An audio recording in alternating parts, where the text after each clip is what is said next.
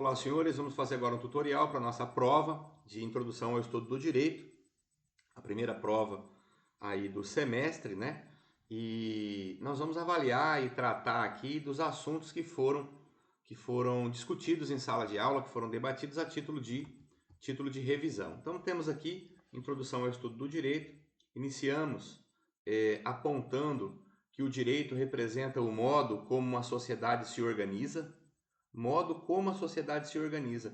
Então não há que falar em uma sociedade que subsista sem ordem. Não existe sociedade que subsista sem regras. Até mesmo os povos primitivos, importante destacar a diferença entre povo primitivo e povo antigo, né? Os povos primitivos, por exemplo, etnias indígenas, né? Os povos da floresta, eles são povos primitivos, mas lá existem regras, existem o que pode e o que não pode ser feito. É por isso que são sociedades milenares que subsistem até hoje. Então o direito representa o modo como uma sociedade se organiza, né? Surge de tradições e costumes, práticas, rituais, resolução de conflitos, de maneira formal ou informal, codificada ou não, escrita ou não. Ou seja, senhores, o direito surge primeiro no seio social. O direito é um fenômeno social, ele surge como regra de convivência social e depois ele é lá devidamente normatizado. Dando continuidade aqui, pessoal, aqui se presta a introdução ao estudo do direito, né? Qual que é o objetivo da introdução ao estudo do direito? Vejam, primeiro trazer as noções elementares, né? Apontar, mostrar a casa, né? Nos dizeres de Miguel Reale, em sua obra Noções Preliminares do Direito, né? Então, trazer noções preliminares. A primeira noção, o que é direito? Qual é o conceito de direito, né? Aos olhos do homem comum, direito se reflete em lei e ordem, né? Quem se comporta de acordo com as regras, comporta-se direito. Quem não faz, é torto, né? É torto. Aí eu tenho o conceito de lei. Qual é o conceito de lei? Lei é a ligação, é o liame, é o laço, a relação se completa no sentido nuclear de jus que é o direito, né? Que traz a ideia de ordenar, coordenar. Então, o direito, ele traz essa ideia de trazer a ligação entre o que é certo, direito é o que é certo, e lei é essa ligação, essa ideia de organização, né? A lei, ela está posta para que as pessoas daquela sociedade se comportem direito, se comportem de maneira a manter lá a harmonia social. Dando continuidade, pessoal, extrai-se daí, então, que direito é a exigência essencial e indeclinável de uma convivência ordenada, de um mínimo existencial de convivência ordenada, né? Pois é impossível uma sociedade, como dito lá no começo, subsistir sem um mínimo de ordem, direção e solidariedade, né? A sociedade ela tem que ter regras para que possa subsistir. Da relação entre homens, relações subjetivas, que envolvem dois ou mais sujeitos, se das relações jurídicas, né? Tanto das relações entre uma pessoa e outra pessoa, como das relações entre a pessoa e o Estado, deve ter lá o mínimo de ordem, o mínimo de regra. Então, nós temos aqueles brocardos, né? Ubi societas e bijus, onde está a sociedade e está o direito, até porque não existe sociedade que subsista sem regra, e bijus e societas, onde está o direito e está a sociedade, até porque o direito é um fenômeno social. Assim, o direito é um fato ou fenômeno social e não existe senão na sociedade. Não há que falar em direito senão no corpo da sociedade e não pode ser concebido fora da sociedade. Por exemplo, um eremita, uma pessoa, um ermitão, uma pessoa que vive isolada, sozinho, um náufrago, sozinho em uma ilha deserta no meio do Oceano Pacífico, não há que falar ali em regra de convívio social, até porque não existe convívio social, uma vez que essa pessoa está sozinha naquele local, né? Assim, o direito tutela comportamentos humanos. Nós fizemos esse desenho em sala de aula, né? O que se importa com o direito? Se importa com fatos humanos. Um comportamento criminoso, por exemplo, né? Um comportamento criminoso sofre as agruras do direito penal, mas se útil para a sociedade, é protegido pelo manto do direito. O que está querendo dizer isso aqui? Ó? Que uma conduta que faz bem à harmonia social é protegida pelo direito. Por exemplo, o patrimônio, né? A preservação do patrimônio, a preservação da moralidade, faz bem ao convívio social. É por isso que nós temos regras que retratam os crimes contra a dignidade sexual, contra a moralidade pública, por exemplo. Né? Quando faz bem para a sociedade, são protegidos pelo direito. Aquelas condutas que fazem mal para a sociedade, elas são punidas pelo direito desta forma. Dando mais um passo aqui, né? Assim, o direito é uma ciência una. Pessoal, aqui só uma correção, né?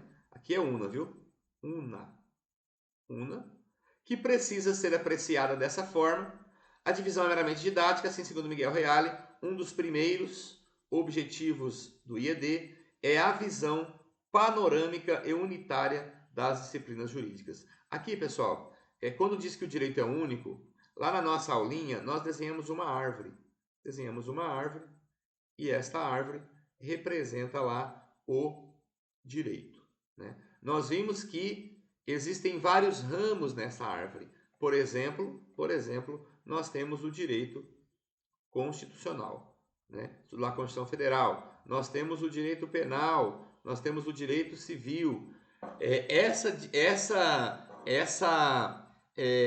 divisão, ela é meramente didática. Ela é didática. O que importa é que o direito é uma ciência una e deve ser visto de maneira única. Né? Essa divisão em segmentos, ela é uma divisão didática para facilitar o estudo, mas o direito deve ser visto como uma ciência una e não pode se contradizer. É por isso, senhores, que existem a regra de hierarquia de normas, entre outras situações aí que definem essa unicidade do direito.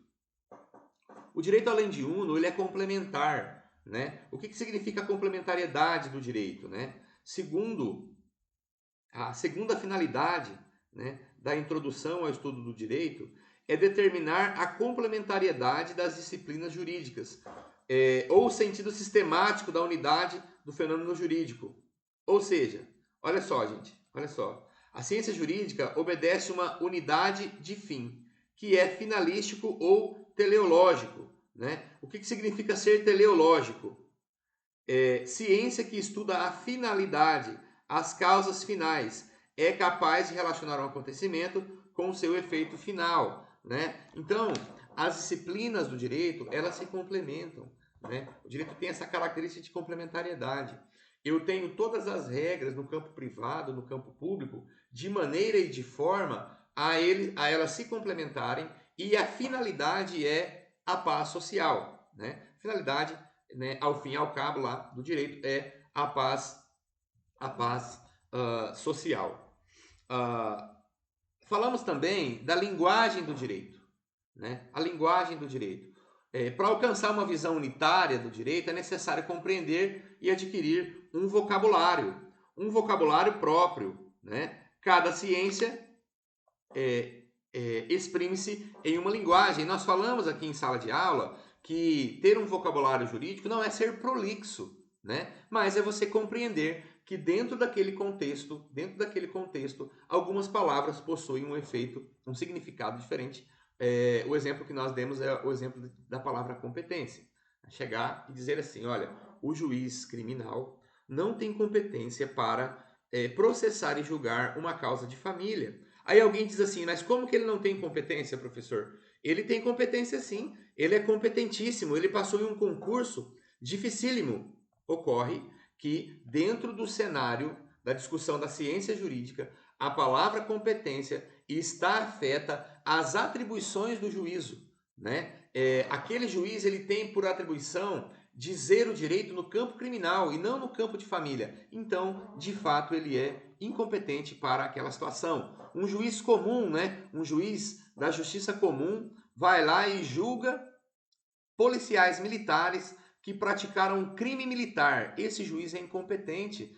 essa incompetência trará uma nulidade absoluta daquele processo, né? Que será considerado inútil, imprestável, né? E esse processo será encaminhado para o juiz competente, no caso do exemplo, o juiz da Auditoria Militar, da Justiça Militar do Estado, uma vez que eram policiais militares.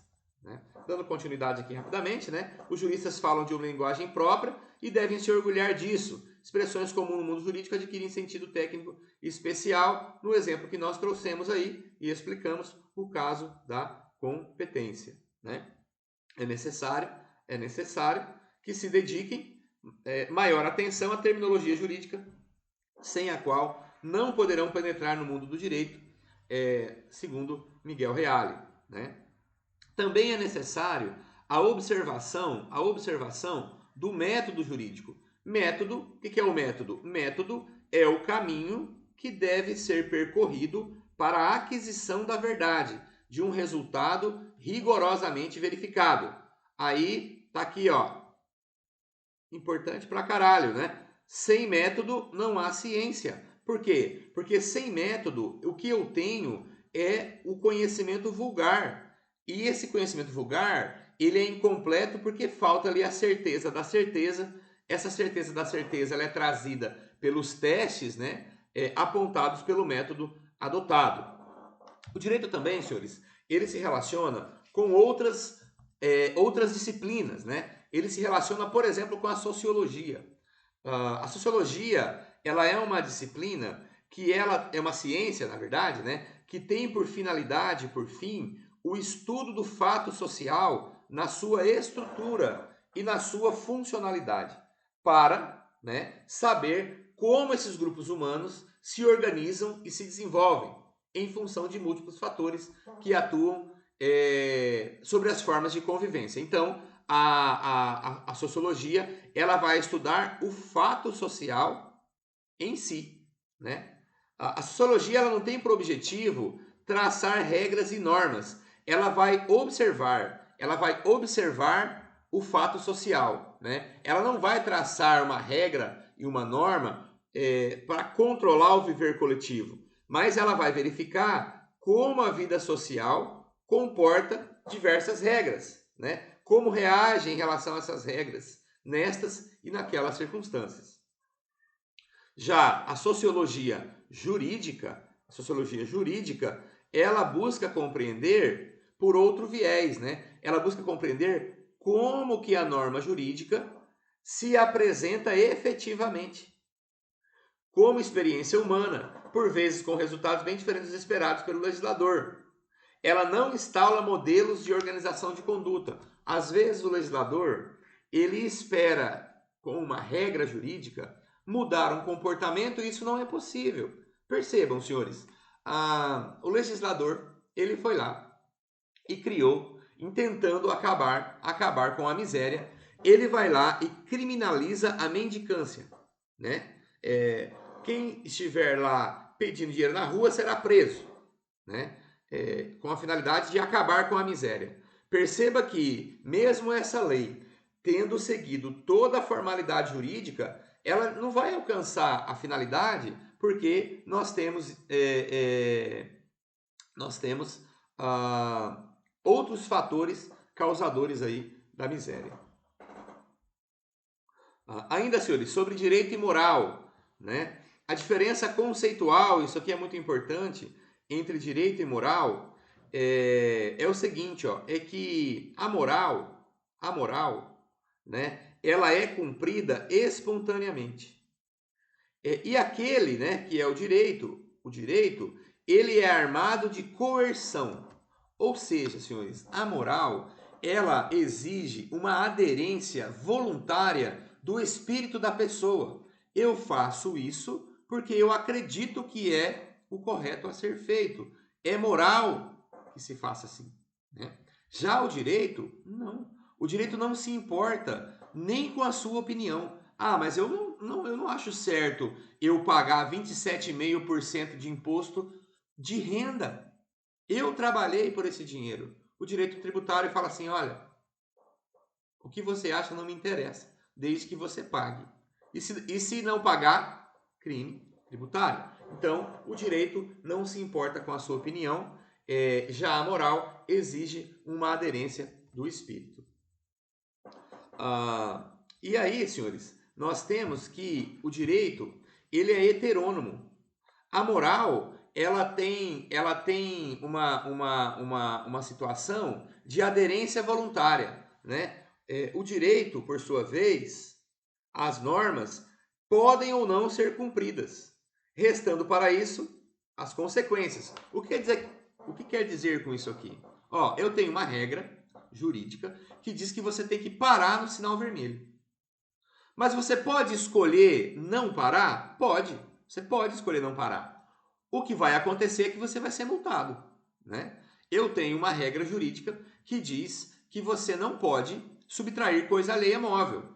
E se você for lá e subtrair o celular, você pode escolher subtrair o celular? Pode escolher, só que vai ter a consequência. Qual a consequência? Reclusão, que é a prisão, né? A prisão de 1 a 4 anos pelo crime de furto, na inteligência lá do artigo 155 do Código Penal. Então perceba que a regra jurídica, ela pode ou não ser cumprida. Ela pode ou não ser cumprida. Tem a imposição de cumprimento sob pena de consequência, né? Há casos em que as normas condizem com as convicções dos destinatários, mas mesmo que não condizam com as convicções dos destinatários, isso não os desobriga a cumpri-la. O exemplo aqui é pagar imposto. Eu não concordo, mas eu tenho que pagar, né? Então, heteronomia é a validade objetiva transpessoal das normas jurídicas, as quais estão acima das pretensões dos sujeitos das relações jurídicas. O que quer dizer isso aqui? O que quer dizer ser o direito heterônomo? Quer dizer que você é obrigado a cumpri-lo, mesmo que você não queira. E o que quer dizer que a moral ser autônoma? Que você pode fazer, você pode não fazer. Não, eu vou manter uma vida regrada, porque eu acho que isso é uma postura moral, saudável, é uma postura que ela é o costume da sociedade, ela é conservadora, ela mantém as tradições. Pode? Pode. Mas se você decidir ter uma vida eirada, né, promíscua, dada a vadiagem, a embriaguez, a esbórnia, dada uma vida dada lá a boemia, é uma escolha sua. O seu espírito não aderiu às regras que são tradicionais. A escolha é sua. Agora, quando eu tenho uma regra jurídica, eu não tenho essa possibilidade de escolha. Eu tenho que simplesmente cumprir e ponto, né? Partindo para a finalização, né? Kant, ele diz o seguinte, que a moral é autônoma e o direito é heterônomo. A lei pode ser injusta, mas enquanto não for revogada, tem sua validade.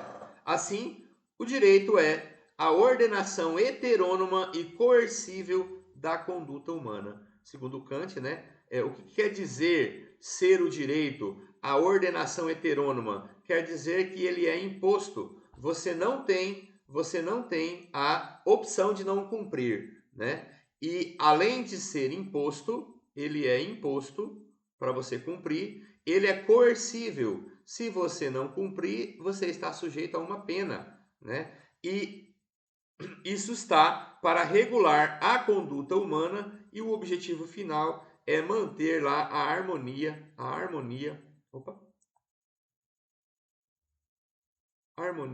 social. É manter a harmonia social. Aí, falar em harmonia social e falar em relações humanas, nós fizemos várias vezes na sala um desenho onde nós dizemos que o direito ele é bilateral e atributivo, onde tinham duas pessoas que elas se relacionavam. Por exemplo, eu vendo um celular para Maria, surge para mim o direito de receber o dinheiro da Maria e surge para Maria o direito de receber o celular que ela comprou. Surge para mim o dever de entregar o celular que eu vendi e surge para Maria o dever de pagar o dinheiro pelo celular. É por isso que a relação jurídica ela é bilateral e atributiva, né? Ela se dá entre duas pessoas e ela atribui deveres e direitos. Olha só, senhores, como é que está isso no papel, né? Como que isso está no papel? Os juristas foram adeptos da teoria da coação, após da teoria da coerção, ou seja, uma possibilidade de coação. A diferença entre coerção e coação é que coação é uma ameaça direta e a coerção ela é uma possibilidade, né? É uma possibilidade de ameaça. Então, por exemplo, eu estou apontando a arma. Você faça isso. Eu tenho uma ameaça direta, né? Eu tenho lá a previsão jurídica de prisão de 1 a 4 anos para quem praticar um furto. Isso é uma coerção. Se você fizer, estará sujeito a essa penalidade, né? Após isso, os juristas buscaram penetrar ainda mais na experiência jurídica.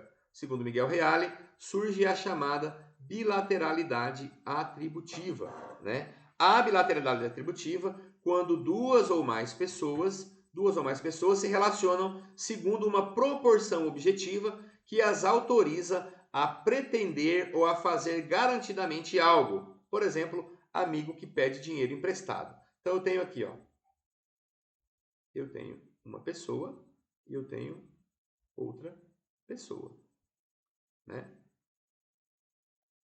Aí um amigo pediu dinheiro do outro. O amigo emprestou. Surge para quem recebeu o dinheiro o dever de pagar. Surge para quem emprestou o direito de receber. Quando ele emprestou, né, dentro dessa negociação, surgiu para ele o dever de entregar o dinheiro. E surge para o outro o direito de receber o dinheiro, já que ele fez esse contrato aí de mútuo, né? Outro exemplo seria um celular, como eu falei lá atrás, né? Quem vende, quem compra, o direito e o dever que está posto para cada um. Por isso que fala assim, ó, quando eu falei para os alunos lerem várias vezes o livro, né? E repetir essas leituras. Quando vocês estiverem lá no 5º período, no 6º período, releiam o livro de IED, que vocês vão ter uma compreensão mais aclarada. Olha só, na primeira vez eu vejo lá, a bilateralidade atributiva, quando duas ou mais pessoas se relacionam segundo uma proporção objetiva, que as autoriza a pretender ou fazer garantidamente algo. Ô professor, não entendi porra nenhuma. Mas, quando se expressa isso aqui em um desenho, e você vai destrinchando, né? Eu tenho aqui o João e eu tenho aqui a Maria, né? O João vendeu um celular para Maria, né? Então, ele se relaciona segundo uma proporção objetiva. Há aí uma compra e venda. A Maria comprou o celular do João. Comprou o celular do João. Surge para João o dever de entregar o celular que ele vendeu. Ou seja, autoriza a Maria a pretender receber o celular. Pretender de maneira garantida, né? Porque se o João não entregar o celular, ela vai entrar com a ação de obrigação de fazer, né? Surge para Maria o dever de pagar o celular. Se ela não pagar, o João vai pretender aqui, ó, de maneira garantida, né? E ele vai entrar com ação de cobrança. Surge para João o direito de receber e para Maria o direito de receber o celular que ela comprou. Então isso, senhores, que é uma relação bilateral e atributiva. É muito simples, né? Quando se expõe isso na aula, né? Por isso que eu falei para os aluninhos, ó, assista, leia a obra, assista a aula, revisite a obra, que você vai ter isso de maneira muito mais aclarada, né? Então, olha só, qual que é o conceito de bilateralidade atributiva?